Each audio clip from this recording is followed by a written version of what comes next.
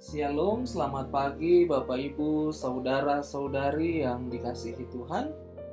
Saat ini saya mengajak kita semua untuk mengikuti renungan harian yang dikeluarkan oleh Sinode Gereja Kristen Oikumene di Indonesia GKO dengan berpedoman pada pola pembacaan Alkitab 4M. Mari kita berdoa. Ya Tuhan, terima kasih untuk kehidupan di hari ini.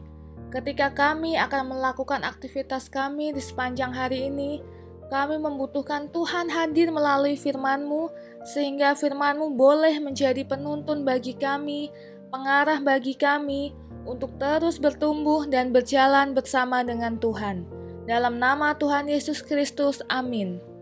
Bapak Ibu, saudara-saudari yang terkasih, untuk merenungkan firman ini, saya Pendeta Arthur Patinama bersama istri Ibu Vera secara bergantian mengajak kita semua untuk menerima, merenungkan, melakukan, dan membagikan firman Tuhan dari Kisah Para Rasul 8 ayat 1a dengan tema Mati Martir. Kisah Para Rasul 8 ayat 1a. Demikianlah firman Tuhan. Saulus juga setuju bahwa Stefanus mati dibunuh. Pertanyaannya, siapakah yang mati dibunuh dan mengapa dia harus mati terbunuh? Pembacaan kita menjelaskan bahwa Stefanuslah yang mati terbunuh karena memberitakan kabar keselamatan dari Tuhan. Stefanus adalah tokoh martir perdana dalam agama Kristen. Martir, menjadi martir atau saksi berarti memperjuangkan dan mempersaksikan kehidupan, bahkan ketika penderitaan dan kematian adalah resikonya. Itulah yang terjadi pada Stefanus. Apa yang dikatakan oleh Stefanus kepada orang-orang Yahudi dalam ayat sebelumnya ternyata menimbulkan kemarahan dalam diri mereka. Hukuman telah dijatuhkan bahwa Stefanus harus mati. Seperti yang dikatakan dalam Ulangan 13 ayat 10, bahwa hukuman bagi penghujatan adalah dirajam dengan batu sampai mati. Dalam kasus Stefanus ini, kita tidak melihat adanya pemeriksaan pengadilan yang dilakukan dengan seksama. Jadi, bisa dikatakan bahwa Stefanus dijatuhi hukuman mati tanpa sidang pengadilan yang adil. Namun, Stefanus menghadapi semua itu dengan penuh keberanian. Dia tahu bahwa apa yang dilakukannya adalah sesuatu yang benar. Hal itu semakin diteguhkan ketika Stefanus menatap ke langit dan melihat Yesus berdiri di sebelah kanan Allah. Lalu ia pun memberikan pengampunan kepada orang-orang yang menganiayanya itu, seperti juga yang dilakukan oleh Yesus. Semua yang dialaminya itu tidak menimbulkan kebencian ataupun kemarahan dalam hatinya, tetapi justru ada perasaan damai.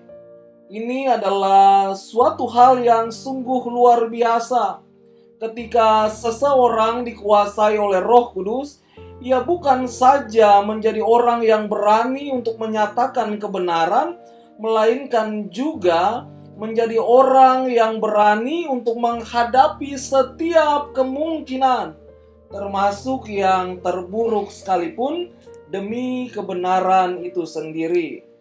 Peristiwa ini disaksikan juga oleh Saulus yang nantinya menjadi rasul bagi banyak bangsa. Namun pada saat itu, Saulus sendiri setuju atas penganiayaan dan pembunuhan yang dilakukan terhadap Stefanus.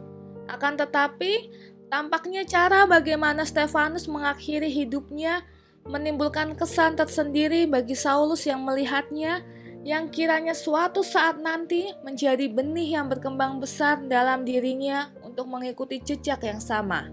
Saudara yang dikasihi Tuhan, saya tidak tahu apakah kesan dan perasaan hati saudara-saudara setelah membaca dan mendengar cerita tentang kematian Stefanus. Mungkin ada rasa sedih dan kasihan. Mungkin pula ada rasa kagum yang luar biasa. Tetapi ada satu pertanyaan umum yang muncul dari kisah Stefanus ini, yaitu apa sebenarnya rahasianya, resepnya sehingga Stefanus begitu kuat dan perkasa? Atau apakah sebenarnya kuncinya sehingga Stefanus begitu dikdaya di tengah-tengah aniaya? Rahasianya hanya satu: kesetiaan kepada Kristus telah sedemikian menguasai dirinya sehingga ia tidak rela dikalahkan oleh kekuatan apapun juga. Pengorbanan Tuhan Yesus di kayu salib telah sedemikian menguasai diri Stefanus, sehingga dengan kesetiaan dan ketaatan, ia rela untuk mengorbankan bagi Yesus apa saja, termasuk nyawanya ia berikan. Kesetiaan yang begitu mengasihi Kristus telah mengalahkan apa saja yang ia alami. Karena itu, Bapak, Ibu, Saudara yang dikasihi Tuhan, kesetiaan menjadi amat penting saat ini bagi kita. Mungkin kesetiaan kepada Tuhan akan membuat hidup kita menjadi berat. Kalau kita mau ikut arus atau kita mau ikut angin saja, sebenarnya enak. Sekarang ini kan siapa yang paling pintar menjilat, karirnya pasti cepat melesat. Tetapi ingat, ini cuma sebentar, cuma sementara. Mazmur 73 menjelaskan akhir hidup dari orang-orang semacam itu. Kejatuhan, kebinasaan, dan juga kehancuran. Tetapi kesetiaan kepada Tuhan akan membuat hidup kita menjadi kuat, kokoh, dan abadi. Bahkan kematian pun tidak akan mampu menghancurkan hidup orang percaya. Kekuatan-kekuatan yang ada di dalam dunia ini, kata Yesus, hanya mampu membinasakan tubuh, tetapi tidak mampu membinasakan jiwa. Karena itu, kata Tuhan Yesus, takutlah kepada Tuhan yang mampu bukan hanya membinasakan tubuh, melainkan juga jiwa. Ketika Tuhan Yesus hadir di dunia, Ia telah melakukan semua tugasnya sampai tuntas. Ia bersedia berjalan merangkak memikul salib sampai ke puncak Golgota. Tuhan Yesus berjalan all the way untuk kita. Bagaimana dengan kita semua saat ini? Mengikut Yesus itu tidak boleh tanggung-tanggung.